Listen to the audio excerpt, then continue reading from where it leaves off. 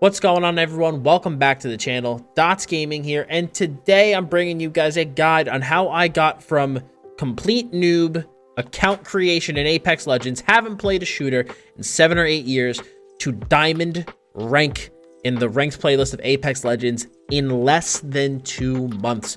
Going to go over everything that I did and worked on in order to rank up as quickly as I could, and hopefully you guys can pull and learn from my experiences to apply it to your own gameplay and improve yourself and gain more rank when playing Apex. And we're going to cover a bunch of different topics today, and I'm just going to list them really quick. We're going to be covering aim, we're going to cover movement, legend choice, teammates, rotations, playing for points, practicing your gunfights, positioning, communication, and smart aggression and team shooting. These are all things I tried to keep in mind and practice on and work on when going through my ranked journey, while of course just making sure to play as much as I could and practice as much as I was able to. But before we hop into this, guys, I do want to say that this is a sponsored video, and that the sponsor of today's video is going to be Nostale. Nostale is a free-to-play anime MMORPG released by Gameforge, and they just came out with one of their largest content updates in years, and it is the Orcs and the Celestial Spire. Nostale players above champion level 10 can prepare to embark on a new adventure on Moridius Island. In the latest chapter of this free-to-play anime RPG, players can expect new maps, monsters, and quests, as well as an enhanced game experience in the fantastic world enriched with extensive features. With a total of 17 new maps, 50 new monsters, and a ton of new quests, there's so much to do and explore. Check out Nostale by clicking the link in the description below and give it a try for free today. Now, guys, to get right back into things, the first thing that we're going to cover is aim. Obviously, you need to have good aim in order to shoot targets and get damage on for an assist or knock people down in order to get kills. Now, for those of you who don't know, the way that the rank point system in Apex works at the time of recording this video is that you obviously gain points the higher you place in a game of Apex Legends, but also you gain points based off of the number of kills that you get, up to 5 kills. And the higher you place, you also gain a multiplier that multiplies times those kills that you got, like I said, up to 5, to give you your final RP count, of obviously once you subtract the cost of actually playing a game. So getting kills and assists in Apex Legends ranked is extremely important, and having good aim is going to be crucial to make sure that you get those kills and assists. Now, I do have a completely separate aim guide on my YouTube channel that you could check out if you would like to, but to give you guys a quick and dirty version for this guide, the thing that you really want to focus on is finding your right sensitivity. So it's basically going to be look at your mouse DPI and look at your in-game sensitivity. What are those? Try to get those as good and as optimized as you can. For me, in my opinion, that's playing at either 400 or 800 DPI, and then adjusting your in-game sensitivity accordingly. It's better to, I think, play with lower sensitivity than higher sensitivity for PC, just because you're able to aim with your arm instead of your wrist. You'd have to do more exaggerated movements in order to aim at a target. Basically makes it so that you won't be, having your crosshair off your target constantly, and can make more fine-tuned adjustments with your arm to track and stay on your target, as well as do the flicking. Plus, I think it's just healthier long-term for your wrists. And then you could also use the firing range, doing a number of drills like practicing flick aiming and practicing tracking, seeing if you're overshooting or undershooting your target to adjust your sensitivity up or down as needed. But if you want to look for a more in-depth guide, I do have that on my YouTube channel. Feel free to check that out. But making sure that your aim is as dialed in as possible is going to be important. Is it the most important tip in this guide? I don't believe so, but it is very important. The next thing that we're going to talk about is movement. Apex Legends is a very high mobility game. It is one of the things that I do love the most about it, and having good movement is going to be able to separate you from the rest of the players in a game of Apex. Now, again, I do have another solo guide on movement that you could check out on my YouTube channel. Go over a bunch of different movement techs that you can incorporate into your game. But the big thing that you want to be able to focus on is just making sure that you're moving as quickly as you can when you're moving from point A to point B. Utilizing things like slide jumping, making sure that you put your weapons away when possible to sprint as fast as you can. If you're able to move around the map faster than your opponents, you're going to be able to reposition quicker and, put yourself in a more advantageous position compared to your opponents. Also, utilizing Legends abilities, moving into the next section. Legend choice kind of is going to go coupled hand in hand with movement. Using Legends on your team that are going to favor good movement is going to be really helpful. In my opinion, you're gonna want a Wraith or a Pathfinder or both on your team for a game of ranked, because it's going to help your team move around the map and reposition quicker and better. For example, if your team is pinned down in a really bad situation, you have a Wraith on your team, the Wraith can use her portal, queue to a location and run there, place the other end of the portal, and your team can portal out to safety and put yourself in a better position. So having a team with a good set of legends is going to be very important for success. Does that mean that you can't get to Predator ranked or Diamond or whatever playing Mirage? No, that you can play Mirage, you can play Bloodhound, you can play Octane, you can play whoever you want up to Predator ranked. There have been people on every legend up to Predator ranked, but there is obviously something to be said about the characters that are the more meta choice, and it is something that maybe if you are really struggling with gaining rank, that maybe you look into some of these higher and better performing characters to see that maybe if they can help you. I know me personally, when I was playing in Platinum, one of the things that helped the most was that I had friends that played Wraith and Pathfinder a lot, so I played Wattson, and we ended up getting a crap ton of wins in a row. I think one night I had like 5 or 6 wins, and I was able to go through Plat 3 and Plat 2 at the same time in like under 3 to 4 hours. I breezed right through them because we just had a really good team comp, and we played to each other's strengths, and we were able to gain a lot of points. So it's just something to consider. Your legend choice is very important. Choosing someone that complements your play style and that your teammates can play off of is incredibly important. Now, I do have a Legends tier list on my YouTube channel and website that you can check out if you would like to kind of, see what some of the various options are about and who I think is the best and why. The next thing that we're going to talk about is teammates. Now, I know this is not a luxury that everybody has access to. Thankfully, I did for my push up to Diamond my first time. I had good teammates and teammates that I have played games with before that I was able to play with, and we all had pretty good synergy and good communication and stuff, and that was really helpful. Having people to play with on a regular basis, I think, is very helpful. You can absolutely get up to Predator, get up to Diamond, get up to Platinum, whatever ranking you're looking for by solo queuing. It is possible, but it is definitely way more challenging because you always have those guys, especially like when you're in Platinum 4, Diamond 4, etc., like the 4 ranks, you have those guys who know that, hey, I'm bottomed out, I can't lose points, and they'll just full send W key it to the train because they don't care. They're not going to lose points if they lose anyway, So it's just, in my opinion, over time, I would say try to, if you play a game with somebody in a game of Apex and they do really well, or you guys synergize really well together, add that guy to your friends list. Build up a friends list of people from playing the game, and over time, you'll have this good pool of other gamers to pull from, and you will be able to, get a team together on a more regular basis and build synergy with those people over time. And then maybe you meet someone who also has a bunch of people on their friends list, and now you have their friends to pull from. It just kind of snowballs in that way. I am also trying to grow my Discord community to make sure that people do have other people to play with, so you can check that out at discord.gg/dotsgaming. Or if you'd like, Apex Legends does have an official Discord that you can check out there as well. I do have a friend who pushed to Diamond himself from Upper Platinum using the Apex Legends official Discord, where he pulled a bunch of players out of there, and he said it was actually a good time, so you can also check that out as well. There's tons of LFG channels for all of the different platforms, but again, building up a good friends list, getting those good teammates, very important for success, and especially people who aren't going to tilt, aren't going to get frustrated. Understand that especially when you first play with a new group, it might take a little bit of time for you guys to build some synergy, so have some patience, give it a couple games, and just try your best. Now, the next thing that we're going to cover is good rotations. Properly rotating in a game of Apex Legends is incredibly important. It is a battle royale after all, so if you end up waiting until the last minute to rotate into a circle, just know that, yeah, maybe you can walk out of there with 4 or 5 kills. It's definitely possible. Very high risk, high reward, but for most of us mere mortals, it is just going to be high risk and no reward.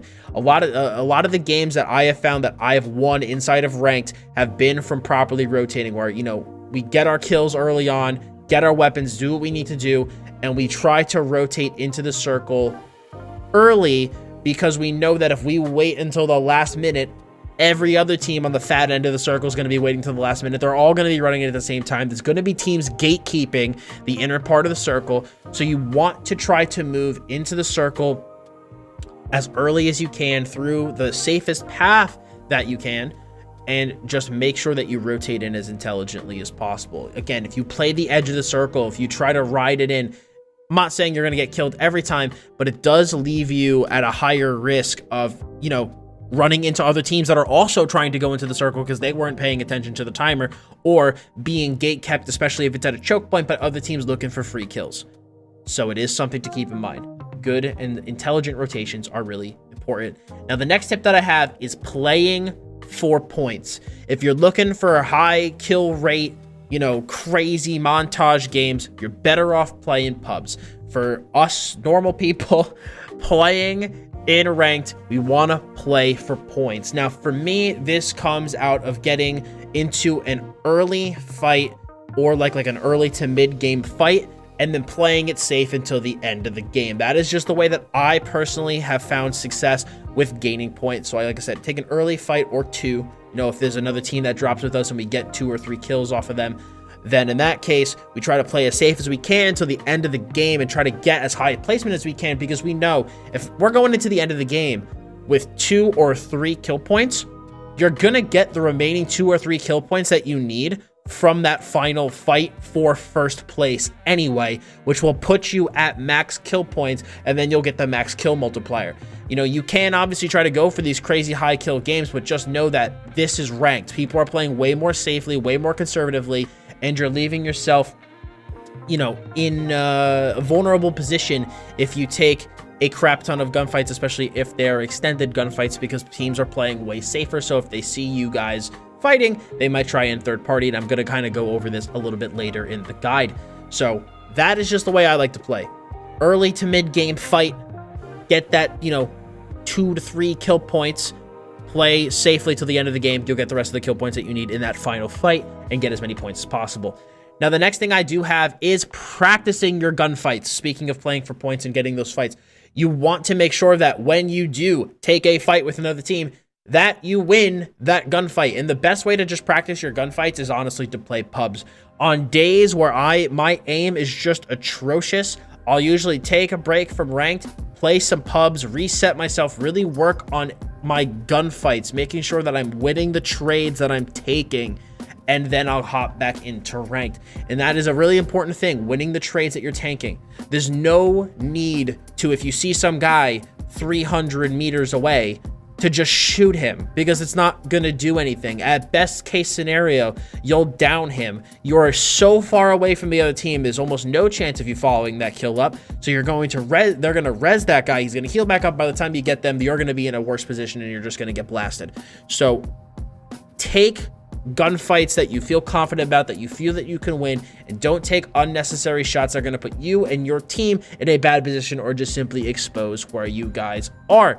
Speaking of which, positioning, extremely important when it comes to ranked play, because everybody is playing significantly safer. And my positioning kind of goes back into the playing for points and practicing gunfights kind of tip. A lot of these tips kind of overlap a little bit. And the 2 things that I like to consider when I'm positioning myself in a game of Apex Legends is 2 things. The high ground is just obviously so important in any FPS. And then something else that I like to call the 30 to 60 second rule. So when it comes to high ground, you obviously always want to have high ground. You want to put yourself in a position where you can shoot down at opponents. It's going to be way easier for you to shoot down at them than it is to shoot for them to shoot up at you. Also, putting yourself in a good building. For example, if you have a Wattson or a Caustic on your team, playing to your team's strengths and looking at where that building is. Do I have a safe escape route out if a team comes from there or there? Where's the circle coming in? Where do I think people will be coming from? Putting your team in a smart position where you can kind of see, okay, where can I expect my opponents to come from? And if they come from said direction, where can I escape to? Keeping these things in mind. Sorry, I just kind of slapped my mic there. Don't know if that got picked up, but keeping those things in mind when playing Apex is very, very important. Now, that also, again, plays into what I was talking about with the 30 to 60 second rule. When you start to engage a fight with an enemy team, more often than not, a lot of teams around the map, because this is ranked, people are playing safe, they want to third party. It's much easier as a third team to go into a fight and third party you while you are already engaged. Both teams are weak. They're going through their meds. They're going through their ammo. They're going through their grenades. It's easy for another team to come in fresh and just clean both teams up, loot everyone out, and get on out of there.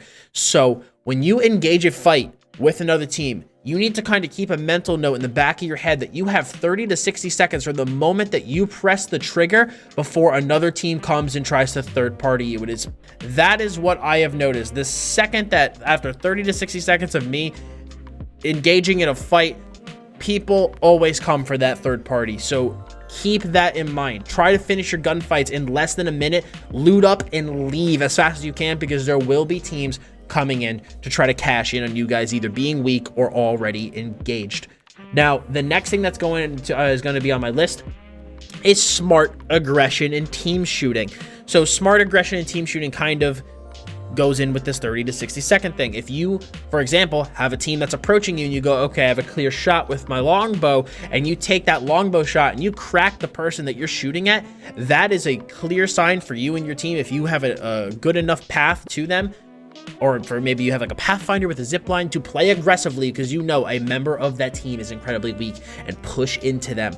Okay, I know that I mentioned earlier, don't take unnecessary shots, because if you try to push over too much open ground, you can end up in a worse position.